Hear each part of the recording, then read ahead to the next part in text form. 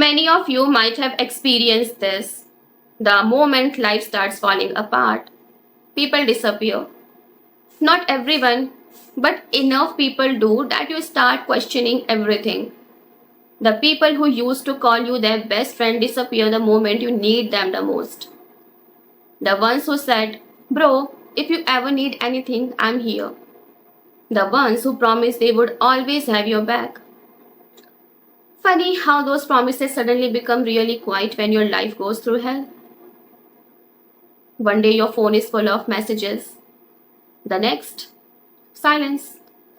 And that silence, it messes with your head.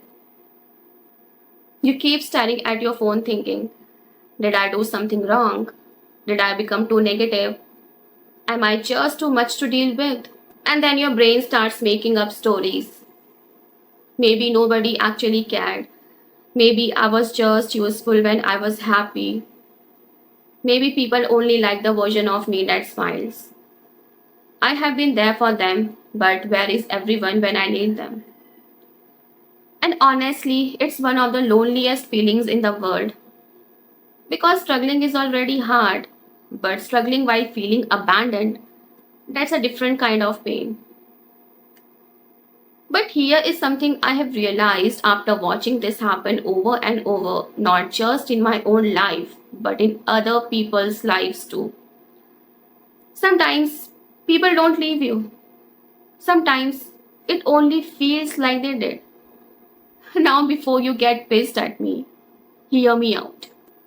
I'm not saying nobody abandons you. Some people absolutely do. We will get to those assholes later. But not everyone who disappears from your life does so because they really don't care about you. Sometimes they don't know what to do. Sometimes they are overwhelmed. Sometimes they are dealing with their own shit. And sometimes you have unknowingly pushed them away.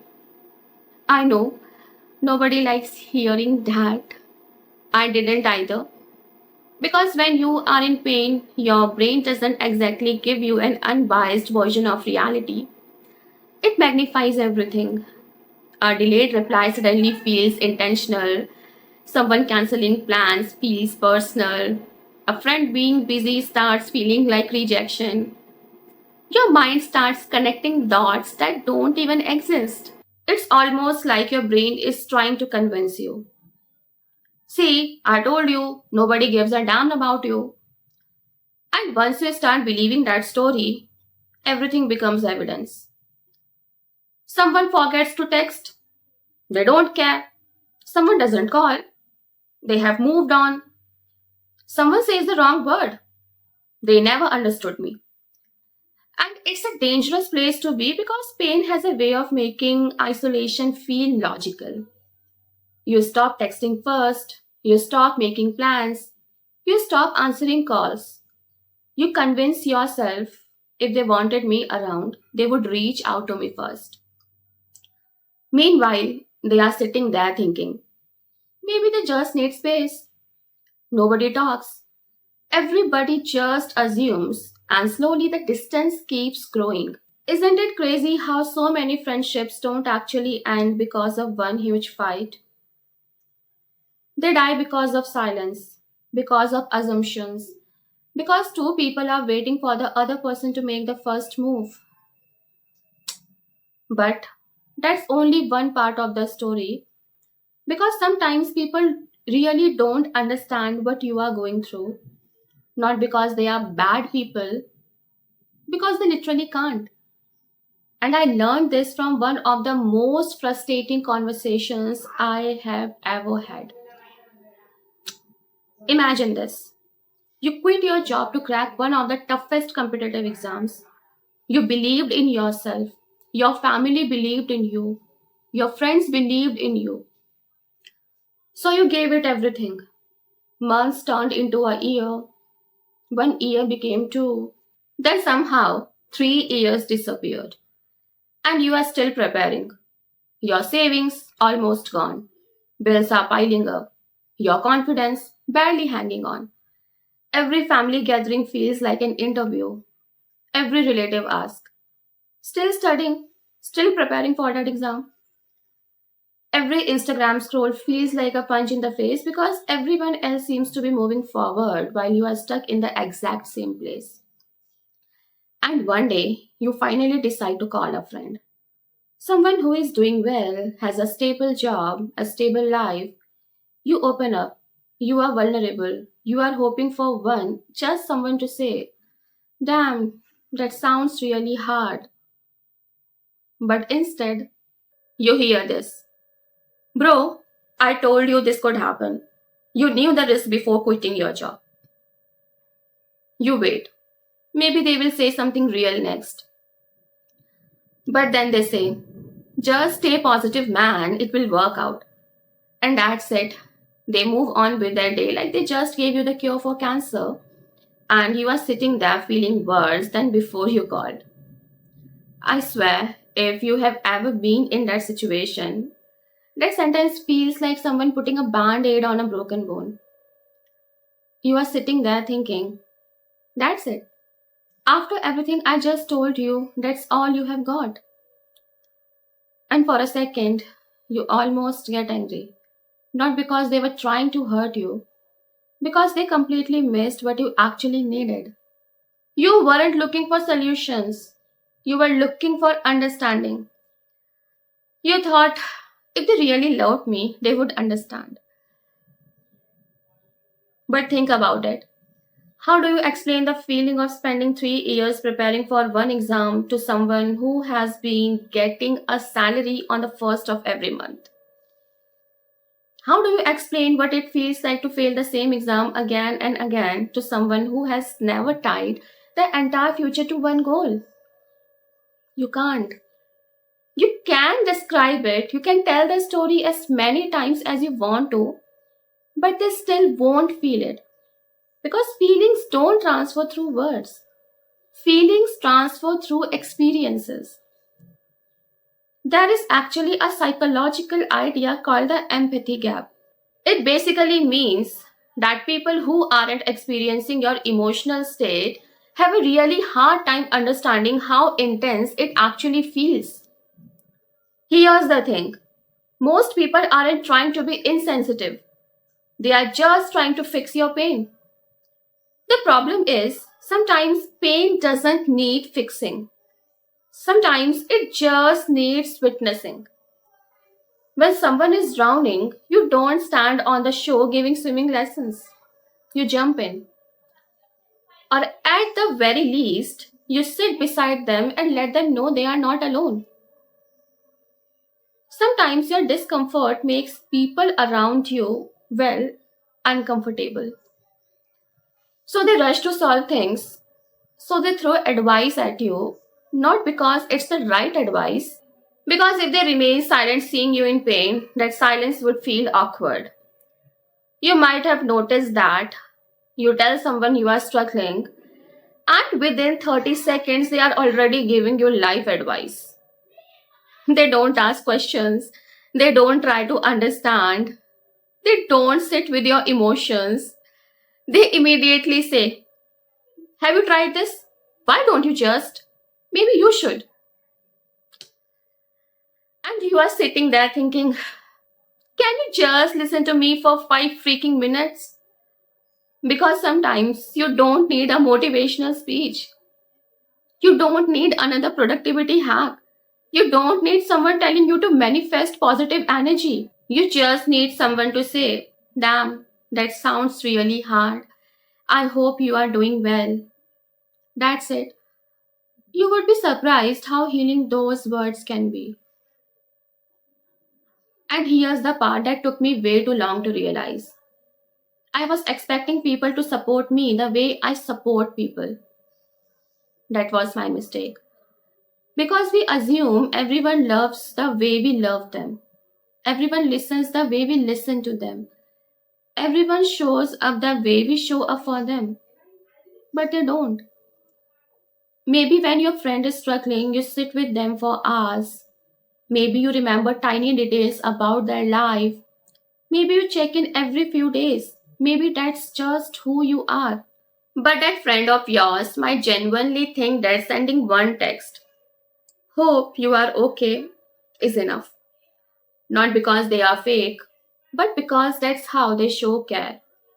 And when your expectations don't match someone else's way of caring, disappointment is almost guaranteed.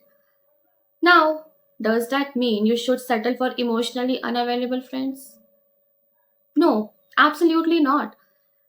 Some people genuinely suck at showing up. Some people only call when they need something. Some people disappear the second your life becomes inconvenient. We will talk about those people in a minute. But before we blame everyone else, there is another uncomfortable truth. Sometimes we make it almost impossible for people to help us. Think about the last time someone asked, "Hey, are you okay?" What did you say? "Yeah, I'm fine." Of course you did. Because saying, "Actually, I haven't slept properly in weeks and I feel like my life is falling apart," feels terrifying and sometimes embarrassing. So we lie. But we as humans still expect people to magically figure it out anyway. We are upset they didn't read our mind. We post sad quotes, we disappear from group chats, we stop showing up, we start replying with one word answers. Deep down, we are hoping someone notices our behavior. Sometimes they do notice our behavior, but a lot of times we don't even realize there are walls in the first place. Invisible walls we have quietly built between ourselves and everyone else. The problem is, those walls don't just keep the pain out, they also keep people out. People can't respond to pain they can't clearly see. And even if they notice something is wrong, maybe they don't know what the hell they are supposed to do next. They are scared of saying the wrong things. So they say nothing, which ironically ends up being the wrong thing anyway. It's messy. Human relationships are messy. Nobody gets it right all the time. And understanding that changed something inside me. It didn't erase the hurt, but it stopped me from assuming that every person who failed to help me never cared about me. And I stopped expecting anything from people and I started dealing with my shit alone. But then there is another situation that's even harder.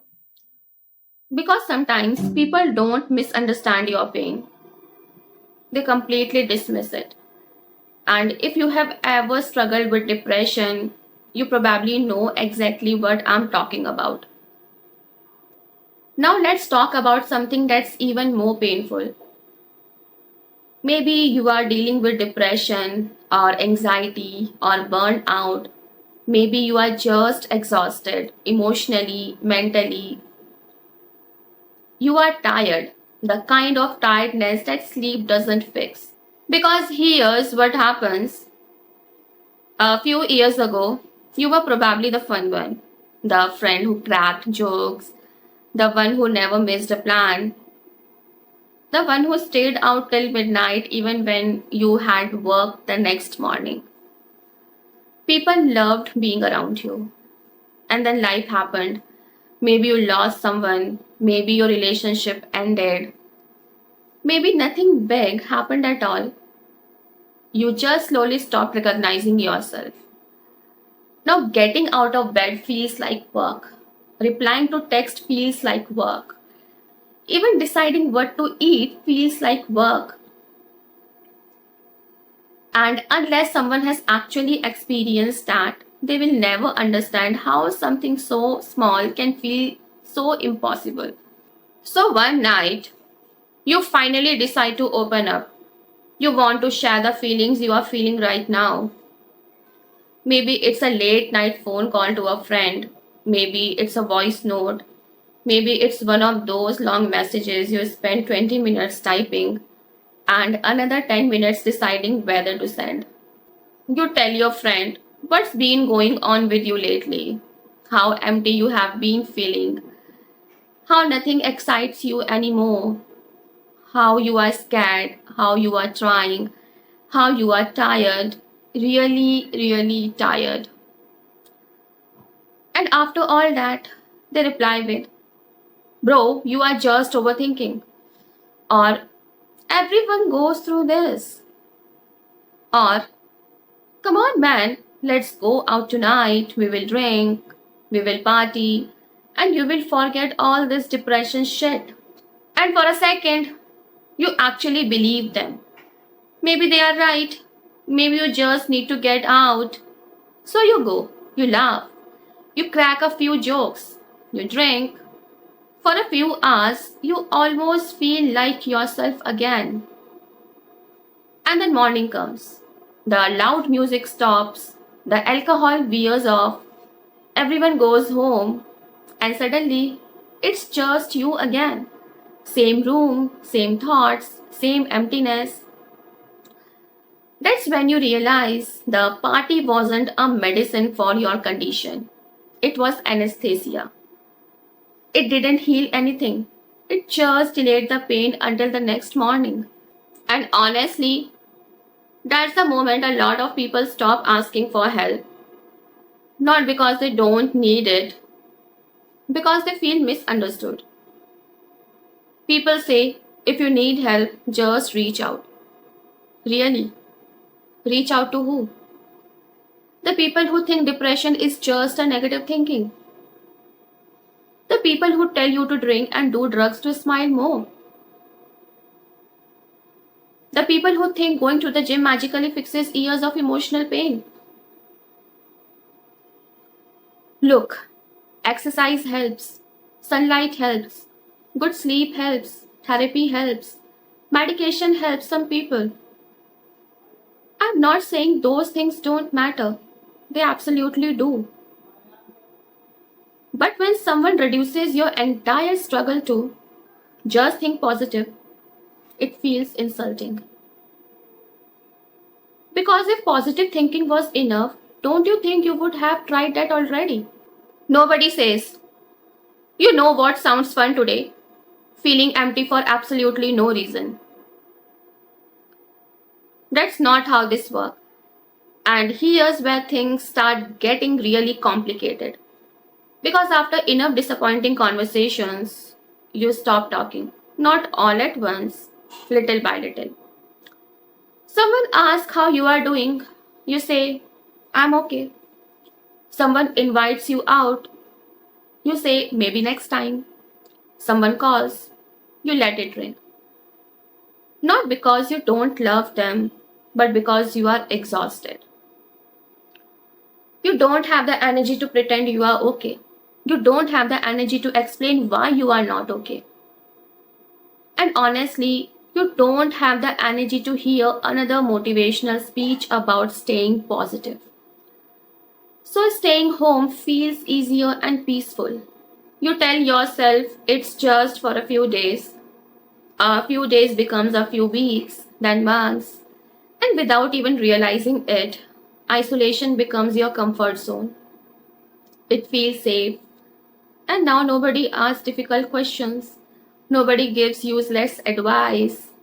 Nobody expects you to smile. For a while, it actually feels peaceful. But then something strange starts happening. The invitations stop coming. The group chats become quieter. Nobody tags you in memes anymore. People stop asking if you are free this weekend. Birthdays pass, festivals pass, weekend plans happen without you. And that's when these thoughts start coming in your mind. See, I knew it. Nobody actually cared. But hold on. Let's be fair for a second. Imagine you are one of your friends. For months, every invitation has been rejected. Every call has gone unanswered. Every conversation ends with one word replies. At some point, what are your friends supposed to think? Most people don't think maybe they are depressed. They think maybe they just don't want to hang out with us anymore. Or maybe they just need some space. So they back off, not because they hate you, but because they think they are respecting your boundaries. And this is one of the cruelest part about depression. The very thing you need is connection. But the very thing depression convinces you is to avoid connection. It whispers lies. Don't text them. You are bothering them. They don't want you around. You are becoming a burden. The scary part, those thoughts feel completely real. And if you have ever been there, you know exactly what I'm talking about.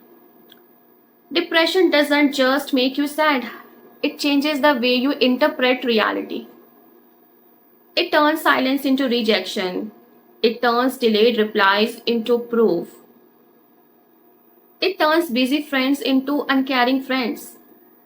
Every tiny thing becomes evidence that you are alone. And that's why so many people end up believing everyone left them. When sometimes the truth is much more complicated than that. But let's not sugarcoat everything either. Because while some people misunderstand your pain, there are other people who simply don't stick around when life stops being fun. And those people, yeah, that's a completely different story, and these are the assholes we tried to talk about in the beginning. So now let's talk about fair weather friends. I have been there many times, and that's why I don't have any friends left in my life.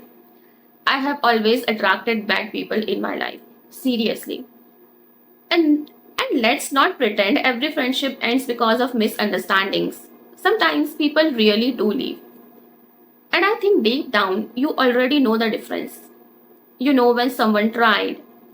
You know when someone was awkward but genuinely cared. You know when someone just didn't know what to say. And then you know the people who couldn't even be bothered to send a text. Those are two completely different kind of people. Let's be honest. We have all had that one friend. The one who never missed a party, never missed a road trip, never missed an opportunity to call you when they were bored. But the moment life got ugly for you, they became impossible to reach. You text them, hey, can we talk? Seen, nothing.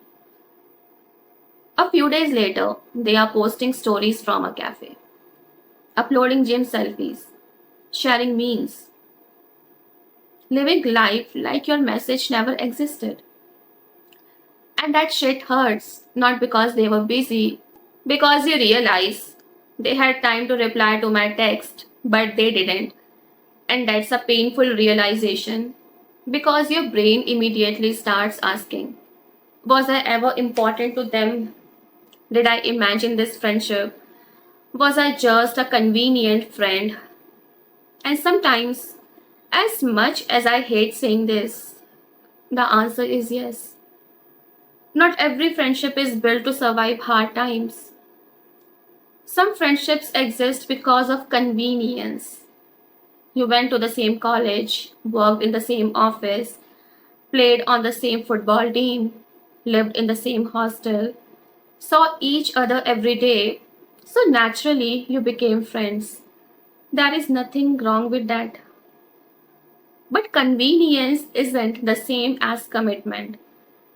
The real test begins when convenience disappears, when life gets busy, when careers pull people in different directions, when one person is thriving and the other person is barely holding on.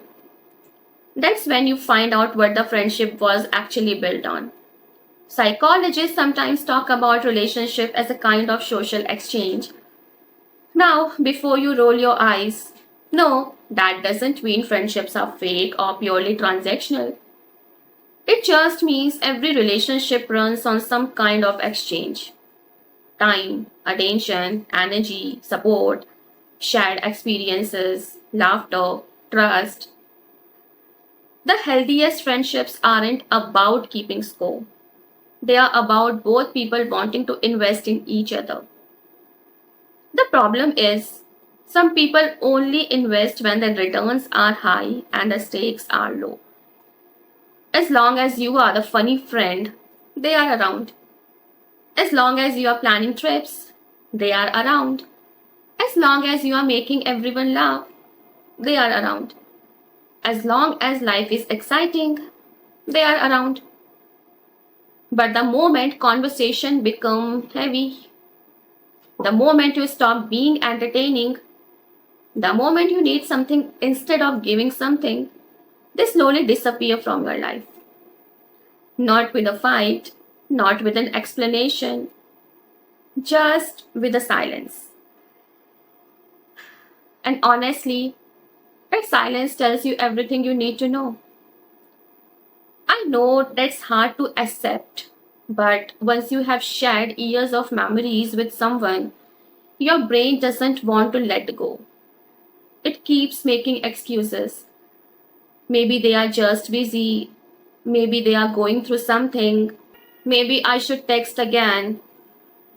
Then you text again. Did something happen? No, nothing. You check if they saw your story. They did. Still nothing. Then one day you stop making excuses. And that's a brutal day. Because you are forced to admit something you never wanted to believe. Some people love the version of you that made their life better. They weren't prepared to love the version of you that needed support. Some people simply don't have the capacity to hold space for someone else's pain. The second life becomes emotionally demanding, they check out. Not because they hate you, because they have never learned how to stay. And honestly, you can't force someone to become the kind of friend they are not. No amount of explaining, no amount of begging, no amount of hoping will turn an emotionally unavailable person into someone who suddenly shows up when you need them. That's one of the hardest lessons adulthood teaches you. People don't always leave because you weren't enough. Sometimes they leave because they weren't capable of giving what you needed. There is a difference, a huge difference. And here is something I wish someone had told me years ago. Stop chasing people who have already decided to walk away. Seriously, stop. I know it's tempting. You want closure. You want answers. You want them to finally explain why they disappeared. You replay old conversations. You wonder if you said the wrong things. You think, maybe if I send one more message. But here's the uncomfortable truth. Sometimes silence is the answer. Sometimes no reply is a reply. It sucks. It hurts like hell. Sometimes silence is the only closure you need to move forward in your life. Because someone who genuinely wants you in their life usually don't make you question whether they want you in their life. Read that again. Healthy relationships don't leave you constantly guessing. They are not perfect. People get busy. People mess up. People forget. But every effort has a way of showing itself. Even if it's messy, even if it's imperfect, the people who care usually find a way to let you know they care. And the ones who don't, well, at some point you have got to stop trying to convince them to stay. Because the more energy you spend chasing people who keep walking away, the less energy you have for the people who are quietly standing beside you. And that's the part most of us completely miss.